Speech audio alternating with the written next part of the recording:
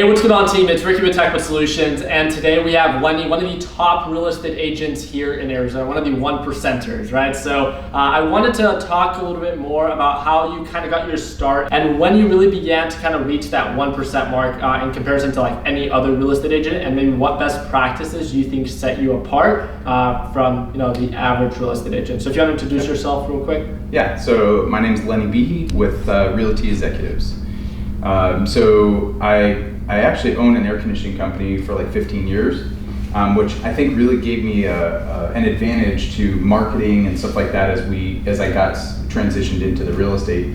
I think one of the biggest things that a lot of realtors don't do that I did was advertising. A lot of them are really scared to advertise and put themselves out there. They just think the phone's going to ring, and it doesn't, right? Yeah. I mean, this is a business. You're a realtor, but it's a business, right? Yeah. You're creating yourself a business. So you really have to advertise, you have to answer the phone, and you have to sacrifice. You could be at a barbecue or something with family or whatever, and somebody wants to see a house, and you have to be available for them. To close the deal. Yeah, because and you don't even have to push. You don't have to be a salesman in it. You just have to be able to be there for people and be knowledgeable in what you're trying to do. Exactly. Yeah. So if you might be at a barbecue, like I said, and somebody wants to see a house, well, it's on their time. They're the ones that want to see the house. They're the ones that are giving you the commission or paying your bills. You might have to leave and go show them that house and sacrifice a little bit on that side to be able to get that business done. Definitely. I think that's one of the things that I've seen a lot of like real estate agents, like I feel like a lot of people get their license, but it's a much more kind of like relaxed approach, or almost a hobby where they're like, we'll do it for like maybe friends, for family, because they know I'm a real estate agent and I can represent them, but they're not proactively advertising themselves to try to get in that business, because being a real estate agent literally just means that you are licensed or to represent someone when it comes down to buying or selling a house, right?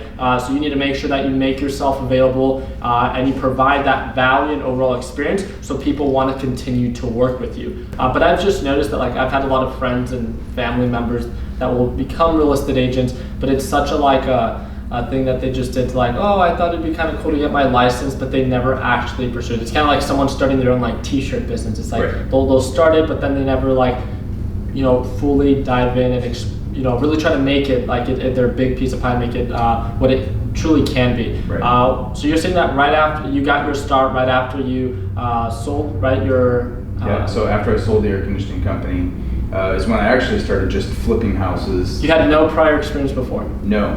Okay. Just I was doing flip houses, and I sold the air conditioning company to be able to flip more houses. Okay.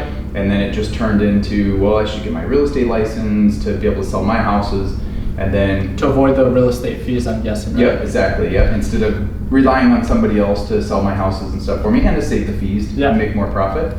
And then that just turned into, hey, could you help me? I want to start flipping. Could you help me buy, sell? Or maybe even somebody that might want to buy one of my flip houses, but they had a house to sell, so I would help them sell it, or whatever. And then it just kind of turned into more. I'm like, well, shoot, this is great, but I need to advertise more. I need to be able to push and get more business. So definitely. So and again, advertising too. A thing that a lot of people make the mistake is they'll advertise maybe through Zillow or Realtor.com or Facebook or whatever it is, maybe a couple $100s a month. That's not going to get you anything. You've got to be several $1,000s a month at minimum to really get any traction. Yeah. If you're putting a couple $100 a month in, you're not going to get anywhere. You're going to get a couple leads a year. You're barely going to pay for your advertising, if that. Yeah. So you really got to make the commitment and step up to, I would say, at least $2,500 a month. And it'll take you probably about 2 to 3 months. And then you'll start seeing that reward from there, and you'll start seeing that business come back. Then you'll be able to pay for that. And then the next thing you don't want to do is stop your advertisement, because people do that. They get busy and they just stop, or they stop answering the phone because they're so busy with 3-4 clients at one time. So they're like, well, it's not convenient for me right now, so I'm not going to answer that. I'm busy right now. But you have to. You have to keep that going, because Otherwise, you're going to get massive waves in your. It's kind of like that evergreen funnel. You want to make sure that you continue to funnel people into kind of like your opt-in of potentially representing them. So as you're closing certain deals, you have new people coming in to potentially represent them. And I would say, like, for someone that maybe is just getting started, I would say that $2,500 is probably a little steep. But one of the things that, and that's to scale it to maybe like the point that you have it right now. But I like to identify things that are like rather unique about someone's like success. And I think your approach of, you first started flipping homes, you saw an opportunity where it's just like, it would make sense to get my real estate license, not only to be able to represent myself, but just to make the whole kind of like experience that much more fluid, right? And because you immerse yourself in the real estate market, I feel like as you began to like flip these homes and as you got your name out there and representing kind of like you just selling your homes, then you met other people that were potentially buying them, which then you could potentially represent them.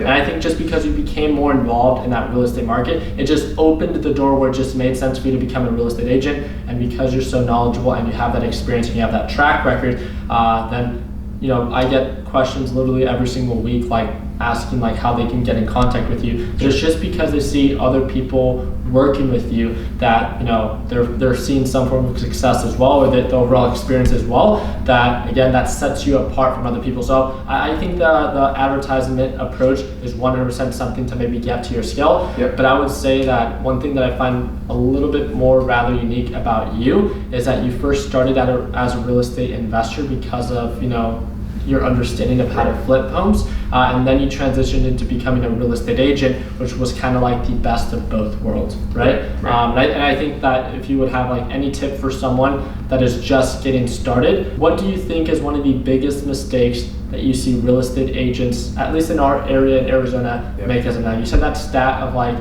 within the first, what was it? First 2 years, 80% of realtors close 3 deals or less. And usually comes from friends or family. Yep, from their sphere of influence. I like that. So what I would really recommend for somebody, so I have a team of 5 agents as well that work under me. I would definitely join a team because there's a few things with it. One, they're going to give you leads, right? To be able to get business and grow your business. They're also going to be there to help you, to support you in writing the contracts and doing the inspections, and they're going to have the knowledge behind it as far as how to, you know, get the deal done, and having people for contractors and inspections and lenders and all that kind of stuff. If you're joining a team, then you're taking advantage of all that, and you're going to close deals. Now, you do give up a portion of your commission for that, but you're going to make more money because you're busy, you're doing deals, and you're continuing that way. And I think that thinking about it big picture, you need to build experience, and you need to build a name for yourself, and you need to get your name out there. And I think by being able to also join a team, it teaches you the ins and the outs, right? And the meanwhile, to not be as greedy by trying to get every percent you can, because in all honesty, like as you continue to gain more exposure and get your name out, you know, eventually you can branch off to then be the person that has then people under them, because you built such a large network of people that then that's when you can begin to be like, okay, well, I have more leverage to negotiate my commission because I built a name for myself. So I think that's a great way to put it for people, that to not be afraid to put in the dog work and then build a name for yourself. So once you get to that point, then you can worry about scaling. And you're learning from the best, right? Just like you've said multiple times on everything. They're learning from the best in their field. They're the big teams. They're learning from those guys, and then take that and apply it. And it'll take them a little bit of time. Of course.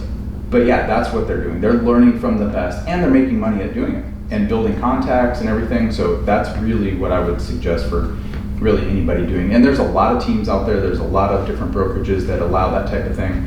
But you even if you're a very, very good self-starter, you really have to have that to connect and get that done, because to be heading in the right direction. Yeah, there's just so much to it. People think getting a real estate license, like you said, is easy. The phone's going to ring and they're going to make hundreds of thousands of dollars a year by selling real estate, and it's so easy.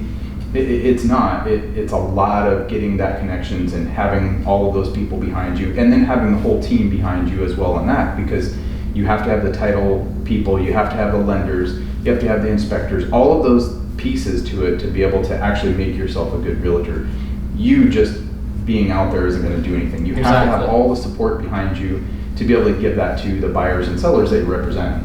I like that. I really do appreciate that. So I think that there's at least one positive takeaway for those that are aspiring real estate agents. We're looking for new ways on how to get started. The certain tips and tricks that Lenny just shared right now, I think could be of value. If you guys want to connect with Lenny, I'm going to put his Instagram link with the first link down below. I also do want to give him a huge thank you. Right now, I'm on my third investment property working with Lenny, and you just closed another one with Nick Palladino buying his first investment property here in Arizona, right? So super pumped. If you guys want to connect with him, again, that's going to be that first link below. I really hope that you guys enjoyed this video. We'd really appreciate the thumbs up. If you guys have any questions about what you guys would like to see in future videos or what you heard in this video, again, feel free to comment that down below. Don't forget to join our free Facebook group. We have over 225,000 members all over the world, and that's going to be the second link below. I really appreciate your guys' time, and like always, let's make sure that we end the year on a green note. Take it easy, team.